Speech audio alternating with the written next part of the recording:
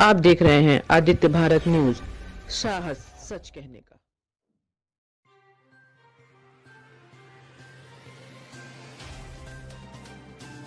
नमस्कार, मैं हूं अजय मिश्रा। आप देख रहे हो आदित्य भारत न्यूज, साहस सच कहने का।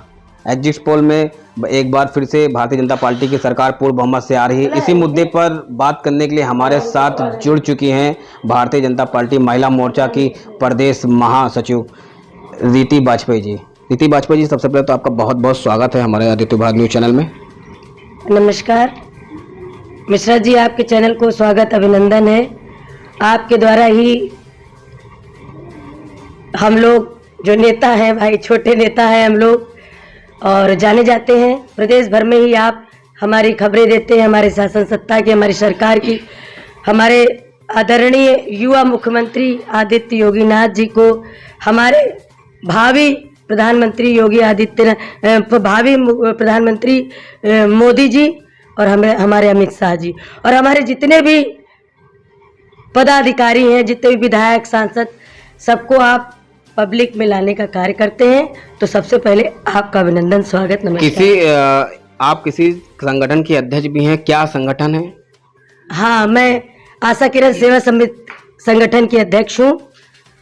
कोरोना काल में आदरणीय मुख्यमंत्री जी, हमारे प्रदेश अध्यक्ष जी, हमारे सुनील बंसल जी, बहुत जगह शिविर लगाया गया, उसका मुझे अध्यक्ष बनाया गया और जगह जगह जहाँ पर कोई पहुँचता नहीं था, ऐसी ऐसी जगह मैं गई हूँ मिश्रा जी, जहाँ पर लोग खड़े होना पसंद नहीं करते थे। ऐसे गंदे जगह जहाँ कबाड़ी लोग रहते, हम लोग जरा सा भी अपने मन में भेदभाव नहीं लाए, चाहे वो मुस्लिम वर्ग हो या शेड्यूल कास्ट हो। हमारे लिए देखिए, हम सब नेता हैं और हमारे लिए पब्लिक हमारी भगवान है। और जो संगठन का पदाधिकारी होता है, जैसे मैं आशा किरण सेवा समिति के अध्यक्ष हूँ, तो मेरे लिए हर कोई बराबर है। हम लोग सुबह 6 बजे उठते थे और भारतीय जनता पार्टी के शासन काल, सत्ता काल में ये हुआ है, ये जान लीजिए कि हमारे भावी मुख्यमंत्री आदित्य योगीनाथ जी 4 बजे अपना बिस्तर छोड़ देते हैं। आपको मालूम होगा, वो कोई एसी या सुसज्जित बेड पर नहीं सोते हैं, वो सख्त बिस्तर जमीन में सोते हैं। उनका जो आचरण है उसी को पूरा संसार, प्रदेश और देश विदेश के लोग पसंद करते हैं कि हमारे जो मुख्यमंत्री जी हैं, जो उनकी कार्यशैली है, उससे वो जाने जाते हैं। 5 बार के वो रहे हुए हैं सांसद और 5 साल आप देख रहे हैं कि शासन सत्ता में वो मुख्यमंत्री रहे और पुनः फिर आप सबके आशीर्वाद से, जनता के आशीर्वाद से, लोगों के आशीर्वाद से हर प्रदेश में उन्होंने टिकट जहाँ जहाँ दिया है, जितने भी प्रत्याशी हमारे उतरे हैं, वो सब हमारे भावी मुख्यमंत्री जी की जो कार्यशैली है, जो उन्होंने इतना कार्य कर दिया है, उसकी वजह से ही जाने जाते हैं। उन्होंने कहीं लूट मार, चोरी, डकैती, लोगों का अपमान होना, महिलाओं का अपमान होना, ये सारी चीज़ें बंद कर दी। उन्होंने कहा कि सत्ता में कोई अपने पद का दुरुपयोग नहीं कर सकता है। आपने सुना होगा, लाल बत्ती उन्होंने तुरंत हटवा दी थी। उन्होंने कहा किसी भी व्यक्ति को ये न लगे कि मंत्री नेता आ रहा है तो लाल बत्ती चल रही है, तो हर कोई बराबरी की नज़र से देखे। कोई ये न सोचे कि पब्लिक में अगर विधायक मंत्री उतरा है तो आप जो है एक महिला हैं जी, आपने कहा हम अध्यक्ष भी हैं संगठन की। जी। तो आपके संगठन में होता क्या है कि खासकर महिलाओं के लिए आप क्या करती हैं?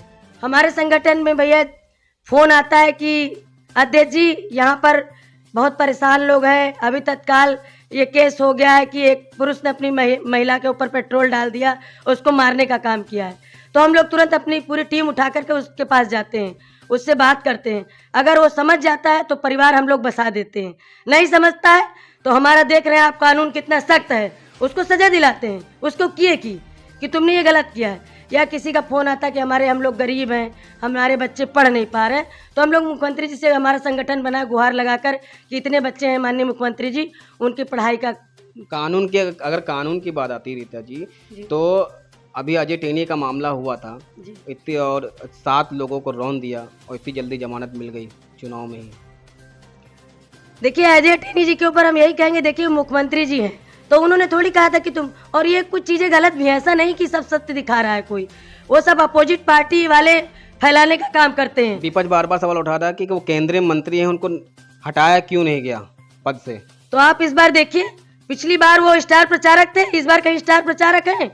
उनको स्टार प्रचारक से निकाल के फेंका गया कि नहीं फेंका गया? अगर वो स्टार प्रचारक होते तब तो अपोजिट वाले ये सवाल उठाएं। इस बार उनको स्टार प्रचारक नहीं रखा गया। आपकी पार्टी बार बार जो है जैसे आजम खां को लेके सवाल उठाती है कि आजम खां ये बकरी चोर है, ये सब मुकदमे उनके ऊपर कई सारे मुकदमे लगे, मगर यहाँ पे जब अजय टेनी के लड़के के ऊपर 7 मुकदमे, ये जमानत कैसे मिल गई? देखिए जमानत क्योंकि वो झूठी खबरें थी। आप ये जानिए, आप ये जान रहे जब योगी आदित्यनाथ जी का शासन कानून काल कितना सख्त है, आप देख रहे होंगे, उसमें कोई लूट पाट नहीं, कोई चोरी डकैती नहीं, फेयर काम होता है। तो आप ये देखिए अपोजिट लोगों ने जो फैलाया था वो गंदगी है, बाकी यहाँ सब कुछ फेयर है। आपने अभी जैसे ही बात करी आजम खान जी की, अभी मुख्तार अंसारी जी के बेटे अब्दुल्ला जी का बयान सुन लीजिए। अभी देखिए इनकी सरकार बनी भी नहीं है, सत्ता में दूर दूर तक इनका नामो निशान नहीं है।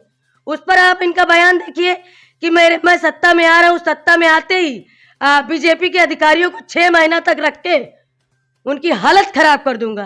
तो आप ये बताइए गुंडा राज है कि नहीं है? भाई ये गुंडा ही राज तो है। हमारे अधिकारियों ने फेयर काम किया है, एक पैसे की लूट मार आप कहीं दिखा नहीं सकते। तो ये लोग तो ऐसे लोग हैं, इनके लिए क्या कहना, ये निंदित लोग हैं।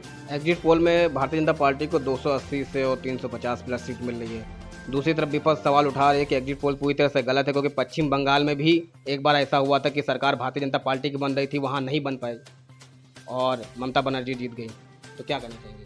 देखिए आज सुबह से ही चल रहा है कि अखिलेश जी कह रहे थे कि कूड़ेदान में ईवीएम मशीनें मिली।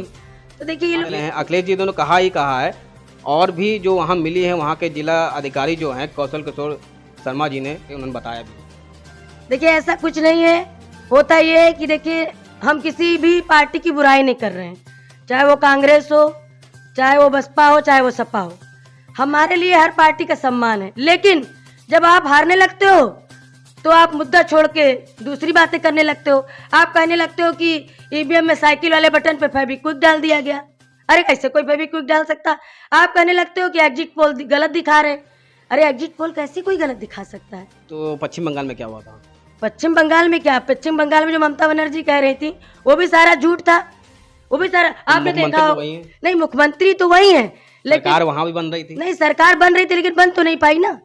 और आपने अभी बनारस में देखा कि नहीं देखा? तो इस बार बनेगी? नहीं, बिल्कुल बनेगी। आपने बनारस में नहीं देखा कि ममता बनर्जी जैसे उतरी हैं उनका कितना विरोध हुआ, काले झंडे दिखाए गए, उनको वहां जगह नहीं। लेकिन ये हमारे प्रदेश के भावी प्रधानमंत्री जी का सम्मान है कि उनका भी सम्मान किया, जिन्होंने उनको वहां अपमानित किया उनका भी सम्मान किया। यही हमारी पार्टी की खासियत है, हम उनका भी सम्मान करते हैं जो हमारा अपमान करते हैं। इसीलिए हम भारतीय जनता पार्टी वाले कहलाते हैं, क्योंकि सबका साथ सबका विकास लेके। महिलाओं के बारे में अगर बोलते हैं तो 10-90 समाजवादी पार्टी ने, भारतीय जनता पार्टी ने कौन सा काम किया है?